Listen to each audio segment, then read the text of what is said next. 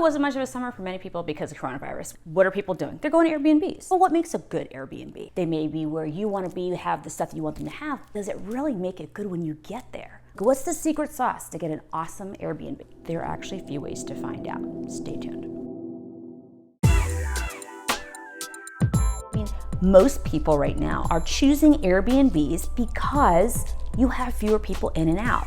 If you're concerned about picking up coronavirus, chances of you coming into contact with somebody in an Airbnb much less likely than it is in a hotel where you have a staff of hundreds or thousands to maintain it. Let's start with the basics. What do you need? A place to sit in the sun, a really awesome kitchen, you just need to be by the beach, ocean views, mountain views, city views, whatever. That's the first battle, is making sure you know what you want. Does it need a pool? Lots of bedrooms, lots of bathrooms. Make a list. As you look through the pictures, make sure that those things are there. Having a list to say, yeah, I need these things is half the battle. Start there. It's really important to pay attention to the details. In the picture, they give you lots of clues. You can see how there are 4 beds, there are 3 bedrooms, there are 2 bathrooms. Is it pots? Is it pans? Does it have beach chairs? Do you need a couch to kick back on? If you need 2 nightstands, you need 2 lamps. If you read every night before bed. If you need a TV, look for the TV in the room. And like silly things like outlets. You'd be surprised how many places will have no outlets next to the bed. Try charging your phone without an outlet. Then you start doing makeshift stuff. You're taking chairs out of the dining room to have a nightstand in the bedroom. Don't do that. Look around your space where you are right now and think about what you need, what you want, and what you could do without. You should be careful of the reviews. Reviews are helpful. They tell you how other people's experiences work. Sometimes reviews are full of shit, right? The other thing to look for in reviews is, how is the process? Like, how do people comment about the owners? People are usually really good about telling the good, the bad, and the ugly. You're looking at the reviews and they just point blank say, the host canceled my trip within 30 days of booking. The host didn't get back to me. The host was not around. They were on vacation in another country and we couldn't get in until like 6 hours later. That's not a good sign that you're going to have a good time. I mean, the house can be awesome, but let's face it, the experience is half of it. If it's touchless, they preset your code and you just punch on the door tab and everything's perfect, the air conditioning is on, that's great.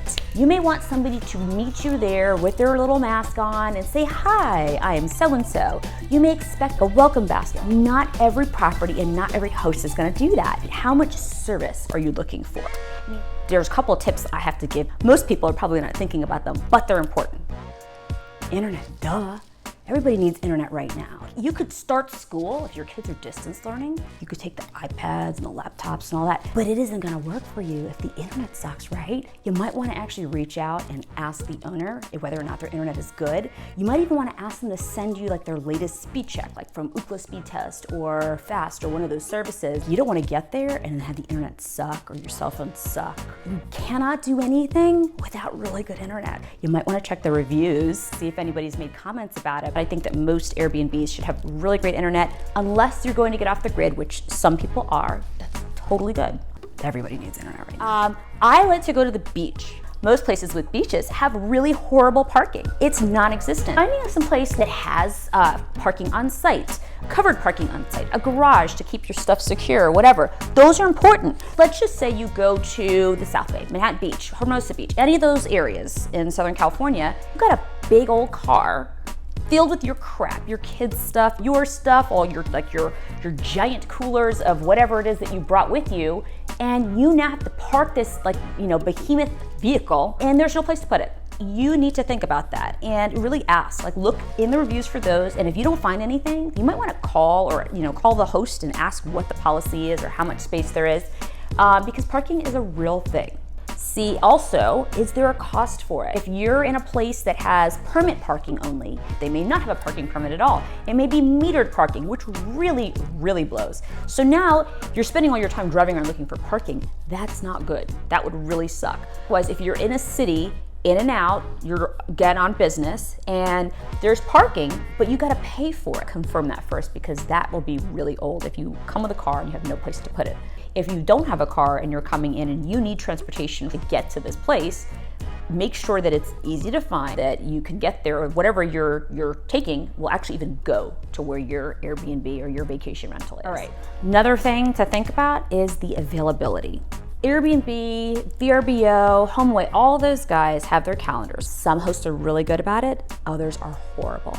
You need to know whether or not the place is going to be available when you need it. Sometimes it is, sometimes it's not. Since COVID started, most good ones are booked really far in advance. People are really choosing Airbnbs over other options for lodging.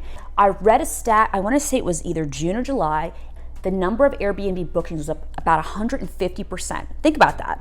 You have all these other things. There's hotels, there's motels, bed and breakfast, there are inns, there are all kinds of options, probably less desirable. So like options where you can get in and out with a keypad, there's nobody there, minimal contacts, those are gonna be priority, and there's a premium for them.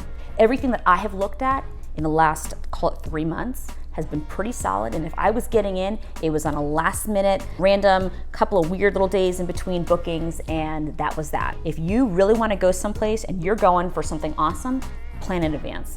Start now for October or November or December, because chances are it may be booked. Right now in Arizona, this is low season. There are very few options. All the people moving to Arizona right now need some place to stay. So furnished rentals are a great option until they can figure out where they want to be. So you have fewer and fewer options available to you. In a couple of months when it's October here, which is the start of our high season, the rates are going to be insane. Really look at the timing. Think about what and when. If you can afford to push and get into a shoulder season, you'll do better on pricing, but will it work for you like timing wise? What type of experience are you looking for? If it's a quick trip, you're going in, out on business, can't be avoided, you may just want to be in and out, you don't want to see anybody, you don't want to talk to anybody.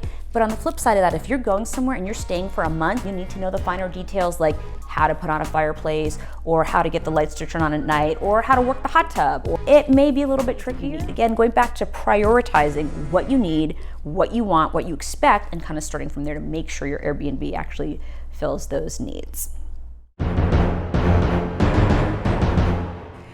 This is one of my favorite stories ever. We went to a wedding in Dallas a couple of years ago. My husband picked this place, newly redone, and it was very cute. Now, granted, I've been a realtor now for like, 13, 14 years at the time. So I'm looking and I'm like, what the heck? There's no pictures on the wall. I think I saw like one towel. And there were no like rugs. There weren't things that make it home. It's like the textiles and the blankets and the throws, the pillows, and all the other crap that makes it feel good. So we get to this place, get into the master bedroom. There is one nightstand. There is one dresser. There are like 5 hangers in the closet. Like we're fighting over where we're going to put our phones because there's one nightstand and it's only on obviously one side of the bed. So things like that don't work. If you need another one of my very favorite examples, we went to Disneyland for fall break. And I remember looking in the pictures before, and it was like, bring everybody space for 10. And I'm looking at this place, which is now like a 3-bedroom house. We have 3 children. Maybe I'm being a jerk here, but it doesn't look like it's big enough to have 10 or more people. So I'm looking at the living room pictures. There's an end table, there was no coffee table. And I'm going, well, where do I put my drink? Good question.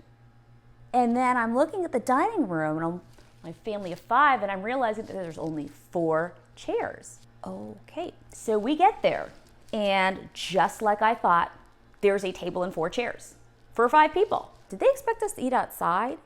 Because there's no other space, and there's no island to sit at, and there's no other places. The other awesome part of it, they had this fridge. It was a beverage fridge. It was the whole fridge for the whole kitchen. There was no freezer. And I kind of saw that, and I looked at it and I was like, I'm just gonna keep my mouth shut. Sometimes as wives, that's what we do. We just don't say anything. And in the back of my head, I'm going, this isn't gonna work out well for us. We get there, and now I've got 5 people in this little bitty house. I got 4 chairs at the dining table, so we're not eating in shifts.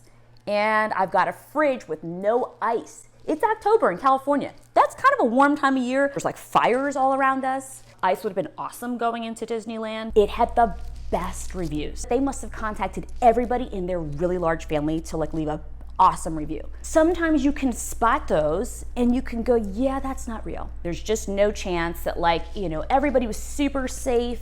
The toddler had a great time, even though the pool's in the backyard, there's no fence. So that means that you're chasing your child to keep them from drowning. That's not fun. You can kind of pick up on stuff if you kind of match what the review says with the pictures and everything else. Those are the things that I've picked up. It's amazing what you can come across in pictures. Just kind of note things. Look at the pictures, look at your spot, and see what you might need that is or is not there. All right, So wrapping it up, we talked about what you need. You're gonna make a list of it, what the place has, what you see or don't see in it, what the reviews say or don't say about the place you're considering. We talked about the things you want to make sure you pay attention to, like the internet service, what is their availability, what is the parking. So once you get all that set, you've got the recipe for a killer vacation rental experience. Hopefully it works out for you. I hope you have the fabulous trip of your dreams, or just get away for a little bit. We all need that. Check back for more soon.